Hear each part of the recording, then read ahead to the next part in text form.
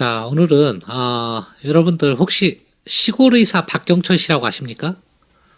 주식 투자 하시는 분이라면 좀 아실 수도 있겠는데요. 꽤 유명한 분인데, 그분이 2008년도인가요? 꽤 지난, 강의 내용인데, 그 했던 내용을 제가, 최근에 좀 본 적이 있는데, 굉장히 와닿더라고요. 지금 벌써 12년이 지났지만, 지금 우리 주식 투자하는 우리들한테도 굉장히 교훈이 될 만한 내용이 있는 것 같아서 그 내용을 좀 요약해서 한번 설명을 해드릴까 합니다.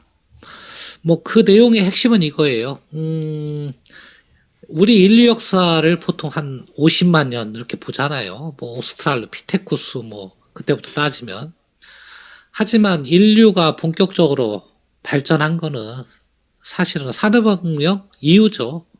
그 이전은 물론 발전을 해왔지만 굉장히 더디는 속도로 발전을 해온 거고요. 자, 이렇게 인류는 산업혁명 이후에 눈부신 발전을 해왔는데요.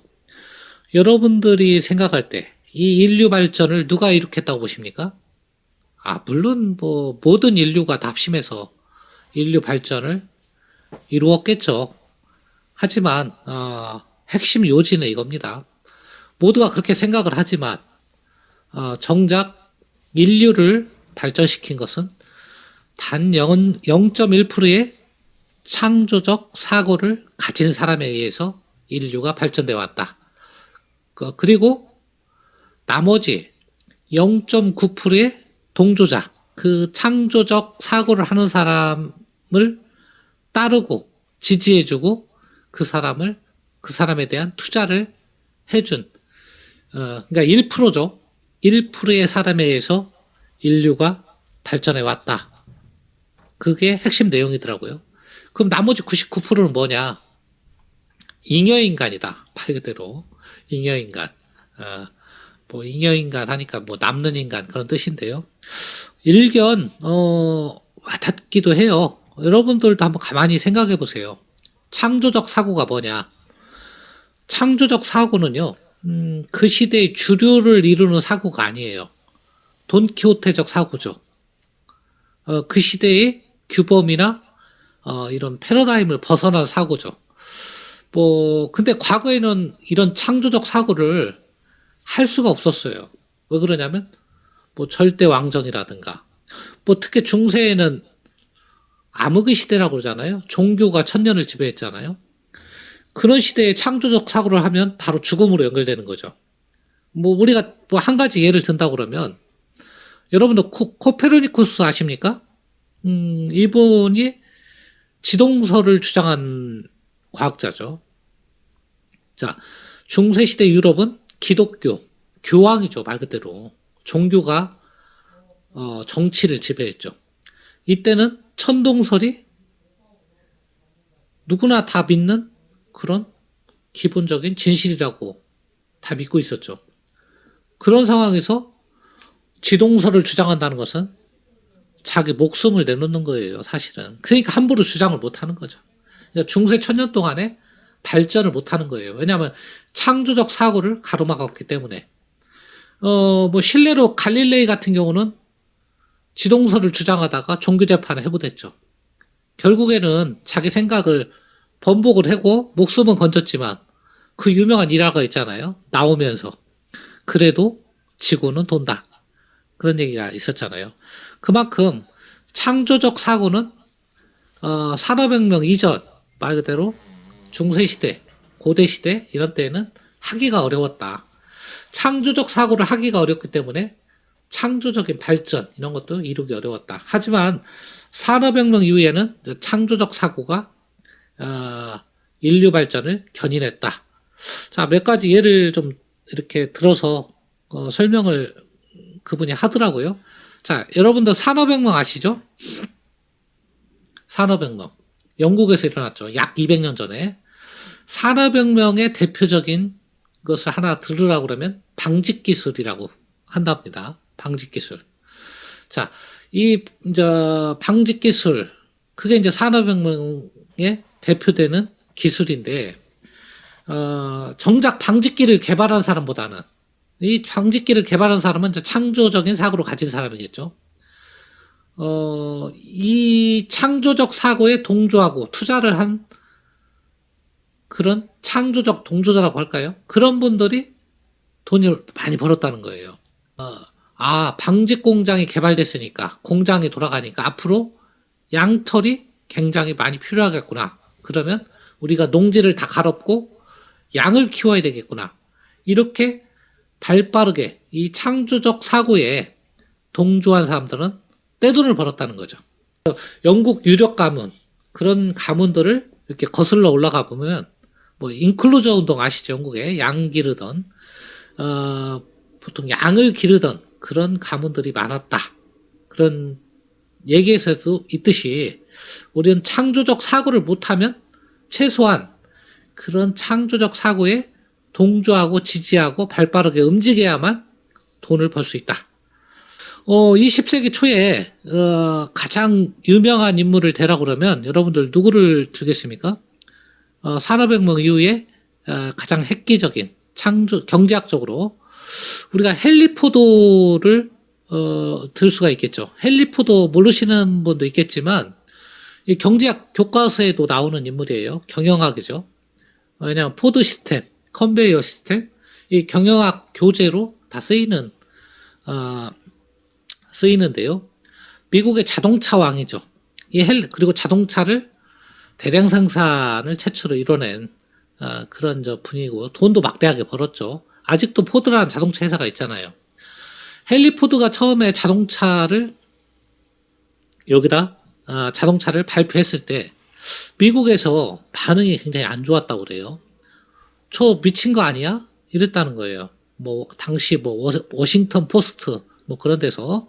왜 그러냐면 이 자동차 한 대를 만드는데 그 당시 기차 한 대 만드는 비용이 들어갔다는 거예요. 사람들이 저걸 누가 사냐 이거예요. 미쳤다 저걸 사는 놈 바보지. 저렇게 자동차 한 대를 만드는데 기차 한 대 만드는 값이 들어가는데 어떤 사람이 그 자동차를 타겠느냐. 대부분의 사람은 이렇게 생각을 하겠죠. 그게 잉여인간이에요. 그런 사람들은. 그런데 여기에 동조자가 나타나죠. 말 그대로 록펠러라는 사람. 록펠러 아십니까? 여러분들? 미국의 석유사업가. 록펠러 재단. 지금 굉장히 가장 큰 재단인가 그렇죠. 미국에서. 지금 미국의 제일 부자가 누굽니까? 아마존을 설립한 베이조스죠. 빌 게이츠도 있고 워런 버핏도 있고요. 하지만 이 막대한 부를 이룬 사람들도요. 그 당시 록펠러만큼 부를 이루지는 못했습니다. 록펠러의 부는요. 상상을 초월합니다. 그 당시엔. 그 당시 미국 GDP가 작았기 때문에 그 GDP 대비 제가 정확하게 록펠러의 지산이 몇 퍼센트를 차지하는지는 모르지만 지금 아마 제가 언급한 이 세 분의 재산을 모두 합쳐도 그 당시 록펠러 재산을 따라가지는 못했을 것이다. 그만큼 록펠러는 미국의 막대한 부를 이뤘는데요. 왜 록펠러가 이렇게 막대한 부를 이뤘냐? 아까 헨리 포드가 자동차를 처음에 내놨을 때 모든 사람이 무시했죠. 이거는 될 수가 없는 사업이다. 하지만 록펠러는 야 이거는 되는 사업이다. 앞으로 그럼 자동차가 많이 팔릴 건데 그러면 뭐가 필요하냐? 아까하고 똑같은 얘기예요. 방직 기술이 발달하니까 그러면 양털이 필요하겠구나. 양을 키우자. 이 생각하고 여기는 자동차가 많이 팔리면 석유가 필요하겠구나. 그러면 주유소가 필요하겠구나. 그래서 주유소를 미국의 곳곳에 있는 요지에 다 세우는 거예요. 그러면 돈을 엄청나게 벌리겠죠. 왜냐하면 선점했으니까요.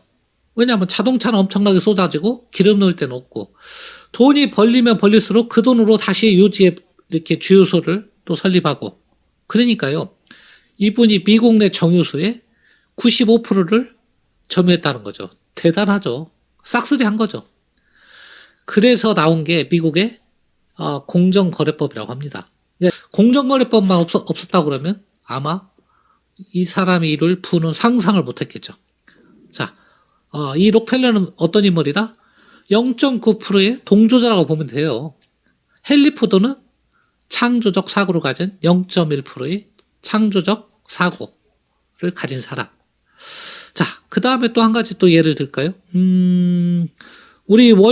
그 다음에 우리가 20세기죠? 1900년 들어서 획기적인 우리가 발명이라고 그러면 월드 와이드 웹. 여러분 아시죠? 우리가 지금 인터넷을 맘 놓고 들어가는 월드 와이드 웹. 자, 이 당시 월드 와이드 웹 처음에 나왔을 때 보통 WWW라고 하죠. 사람들은 이해를 못한 거죠. 그 당시 이제 인터넷으로 이메일도 보내고 인터넷으로 쇼핑도 하고 이런 것을 사람들이 처음에 내놨을 때는 반응이 없었단 말이에요. 하지만 그거에 또 창조적으로 동조하는 사람들이 나타나죠. 우리나라도 많이 나타났죠. 90년대 중반에 많이 우리가 다음이라는 회사도 있고, 네이버라는 회사도 있고, 미국 같은 데는 야후라는 데도 있었죠. 그 당시에 야후. 일본도 야후 재팬, 손정희 씨 이런 사람들이 창조적 사고자라기보다는 이런 창조적 사고에 대한 아까처럼 말씀드린 동조자, 지지자, 투자자예요. 막대한 부를 이뤘죠. 한국도 지금 네이버나 이런 다음을 창립했던 사람들은 막대한 부를 거머쥐었잖아요. 한 가지 더 예를 들까요? 이분은 너무 유명하니까요. 스티브 잡스. 스티브 잡스가 스마트폰을 내놨을 때 다 비웃었잖아요. 당시 노키아는 코웃음 쳤죠. 하지만 불과 내놓은 지 5년도 안 돼가지고 아마 노키아는 망했죠. 삼성은 비록 늦었지만 바로 동조한 거예요. 그래, 앞으로 이거다. 그래서 발빠르게 동조하고 투자하고 이 방향으로 나간 거예요. 그러니까 삼성은 성공을 한 거예요. 또 마찬가지예요. 만약에 99%의 잉여인간이 아니고 최소한 0.9%의 동조자만 됐어도 우리가 얼마나 돈을 많이 벌었겠습니까? 창조적 사고를 하지는 못할 망정, 그 기업을 세우지는 못할 망정, 애플이라는 주식을 살 수는 있었잖아요. 자, 여러분 어떻게 생각하십니까? 창조적 사고를 못하더라도 그 창조적 사고에 동조했을 때 막대한 부를 이룰 수 있다. 그럼 앞으로는 어떻게 우리가 세상을 또 어떤 창조적인 사고가 세상을 지배할 것이냐. 우리는 그것을 또 주의 깊게 봐야 된다는 얘기죠. 그리고 그 창조적 사고에 우리가 동참했을 때, 선점했을 때 막대한 또 부를 이룰 수 있는 것이다. 창조적 0.1%의 창조적 사고하는 사람과 0.9%의 동조자에 의해서 인류는 발전해 왔다. 99%는 잉여인간이었다. 내가 99%의 인간이 될 것인가? 0.9%의 인간이 될 것인가? 0.1%의 인간은 설사 못한다 하더라도 그것은 우리가 앞으로 막대한 부를 거머쥘 수 있는 기회를 좌우할 것이다. 그런 내용이에요. 그럼 앞으로 이제 새로운 또 10년의 창조적 사고는 무엇이고 그 사고에 대한 우리는 어떻게 대응을 해야 되느냐. 앞으로의 이 시장을 획기적으로 변화시킬 창조적 사고는 뭐겠습니까? 지금 시장에 많이 또 회자가 되더라고요. 4차 산업. 그래요. 좀 막연하긴 한데요. 요새 주식시장을 보면 그렇습니다. 이 창조적 사고에 대한 동참을 못했을 때는 굉장히 소외될 수밖에 없고 거기에 동참했을 때는 막대한 부를 또 이룰 수도 있는 것 같아요. 근데 그것을 찾는 안목이 필요하다. 그래서 여러분들도 지금부터라도 도대체 향후의 시장을 바꿀 패러다임이 무엇인가? 창조적 사고가 무엇인가? 그것을 항상 머릿속에 염두하고 다니고요. 내가 그 창조적 사고를 하지는 못할 망정 그 창조적 사고가 나왔을 때 그것을 지지하고 동참하고 투자할 수 있는 그런 안목만큼은 반드시 가지고 만약에 내가 직접 회사를 운영하지 못한다고 그러면 거기에 주식이라도 산다고 그러면 엄청난 부를 이룰 수 있다. 그런 생각이 들었습니다. 오늘은 여기서 마치도록 하겠습니다.